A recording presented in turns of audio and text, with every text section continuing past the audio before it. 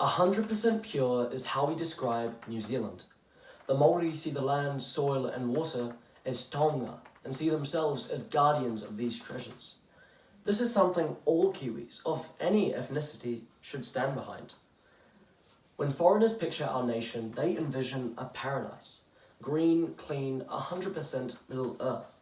That image is worth being proud of. But beneath it, I'm afraid the reality is not as deserving. 2/3 of New Zealand rivers are too polluted to swim in. Half of them are irreversibly damaged, and 70% of our native fish are threatened with extinction. Aquatic life endemic to our country alone. While we flaunt our nature's safe haven image, our waterways are only getting worse, and the issue needs the spotlight now more than ever, because once they're gone, they won't be coming back anytime soon. But why is the matter of waterways addressed so little?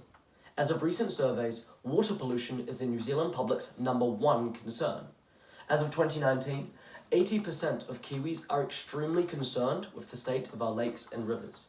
But action to meet this issue has been sparse and unfortunately ineffective. I've found it may be because the wider issue is in disguise. When you think of water pollution, what do you see? Plastic bags, cans, wrappers? But what have I told you? The public's biggest enemy here isn't any plastic, it's nitrogen. See, the element itself isn't all that bad. In fact, 78% of the air you breathe is nitrogen. However, more importantly, it's an essential nutrient for aquatic ecosystems. It supports the growth of algae, providing vital nutrients for fish and other organisms that live in the water. But there's a catch. If you know the phrase, too much of a good thing, it's fitting here. When too much nitrogen enters the water, some very bad things happen. The growth of algae and phytoplankton begins to spike. Their biomasses inflate. It's called an algae bloom, and it robs lakes, streams, and rivers of essential oxygen supply. That kills fish and leads to harmful bacteria building up in the water, and so toxins bioaccumulate. It's called eutrophication, and the fact most people have never heard of it is what makes it so dangerous. But where's the nitrogen coming from? The simple answer is farms. In New Zealand, they're the largest contributors to pollutants in our waterways. There are over 11,000 cattle farms in New Zealand, and 95% of our lakes and rivers run through these regions, hence why the effects of farms on water pollution is pervasive across New Zealand. The truth is, we should be proud as a country of playing our part in feeding the world, and we do a damn good job at it. But the ultimate goal should be for us to benefit New Zealand in all its aspects, and the environment is part of that. Since 1990, there's been a 650% increase in the use of synthetic nitrogen fertilizers. And while beef, sheep, and deer numbers have decreased in the past 3 decades, dairy cows are on the rise. This is important because, as you're about to learn, cows are near the root of the problem. In New Zealand, nitrogen appears in farms because it's essential to agriculture. It's a fertilizer, a nutrient which livestock need. Cows consume the feed, which contains nitrogen, which is used to build things like proteins. It also helps plants grow, as a major component in chlorophyll, which aids photosynthesis. But really, the plants are quite efficient. It's the cows which make the mess. After digestion, they release a nitrogen-heavy urine back into the ground. The average cow urinates 13 litres per day, with 6.5 million dairy cows in New Zealand. That is a lot, and I mean a lot, of urine. But nitrogen doesn't just enter farms in its elemental form. It actually undergoes an assortment of biological transformations. In the soil, the nitrogen takes the form of ammonium. It gets there in a process called fixation, where stable nitrogen gas is taken from the air and stored in the soil. Then, in colloids, chemically active portions of the soil, ammonium can be kept, waiting to be reabsorbed by plants as a nutrient.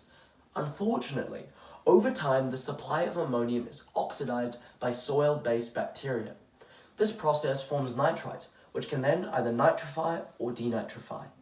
The products of both of these reactions are devastating to our ecosystems. Let's start with nitrous oxide. When nitrite undergoes denitrification, nitrous oxide is produced. Some people call it the evil twin of nitrates.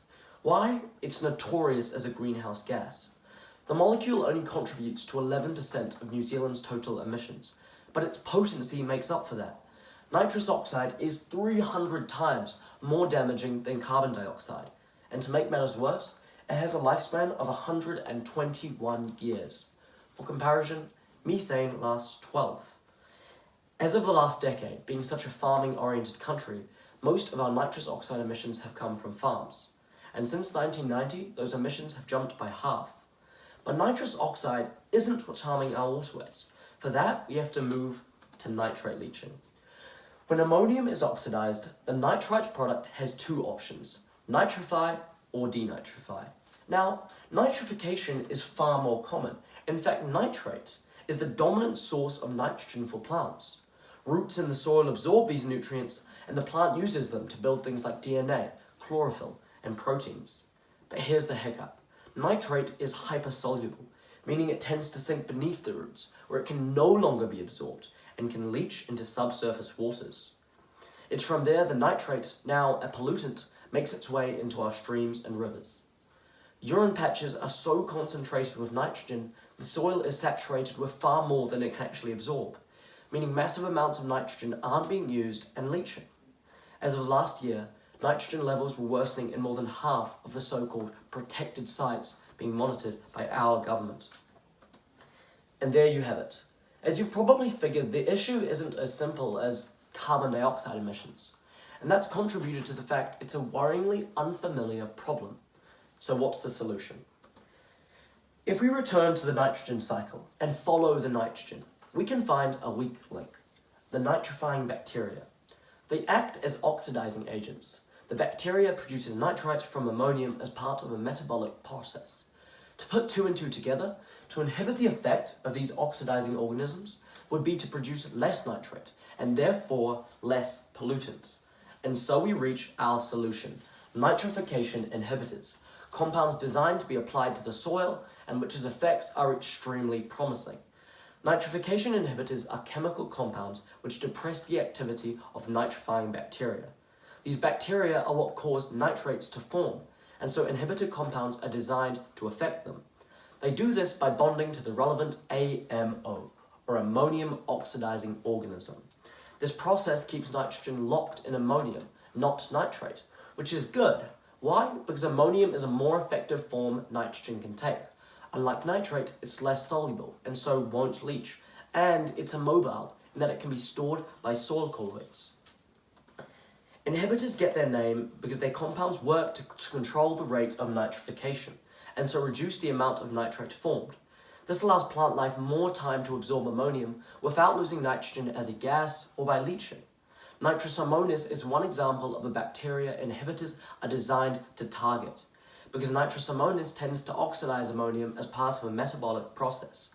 Less nitrate formed means less nitrate leaching. There are currently 8 recognized compounds which are classified inhibitors, their effectiveness depending on their environment.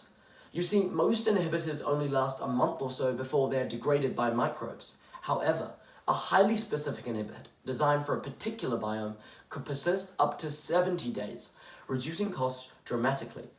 These compounds have been tested for decades, with no reported environmental side effects.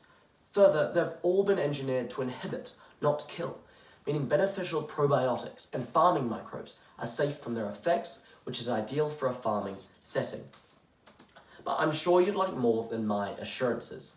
Implementing this science across New Zealand could be revolutionary. It would slice nitrate leaching from farms in half, and that means less pollutants entering our waterways. And not to mention, we'd also be cutting back on nitrous oxide emissions, something we've neglected for decades. We'd also become smarter with how we managed our soil.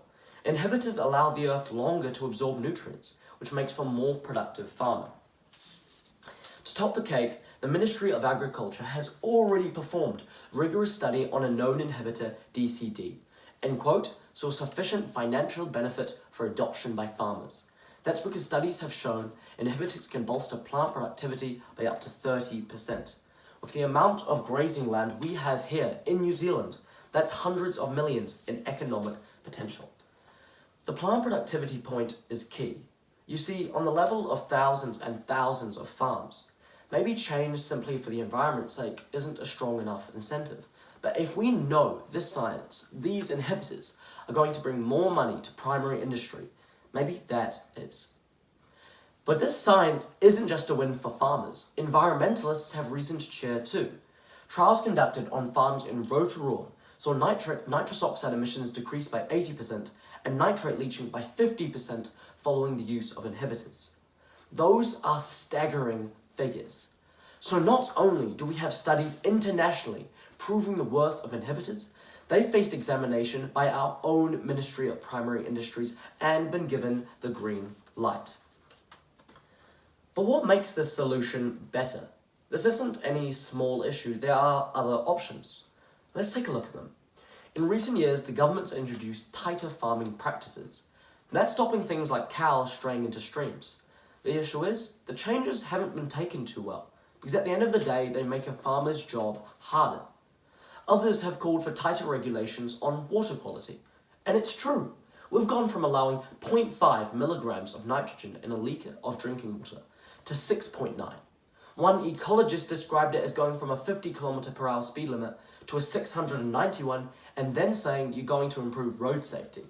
But still, this option doesn't target the issue at its root, and so it's a good first step, but isn't a complete fix. Inhibitors sit in a sort of Goldilocks zone. They reduce environmental impact without putting strain on farmers. They target the issue at its root, rather than when the nitrogen's already done damage. And finally, they offer incentive, which makes them appealing on an industrial scale. Of course, some of you may know inhibitors aren't completely new to New Zealand. In 2013, when inhibitors began to receive a bit of attention, there were rumours that DCD was appearing in milk, and so inhibitors were suspended across the country and have never really recovered in the 7 years since. Even though, later that year, in November of 2013, the Ministry of Agriculture declared inhibitors posed, quote, absolutely no food safety risk whatsoever.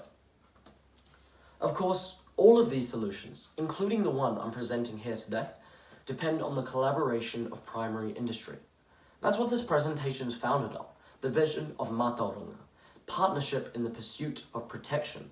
By embracing this change in New Zealand, we'd be offering our waterways the best protection we're capable of giving. That's as kaitiaki of the land and water, as protectors of this taonga.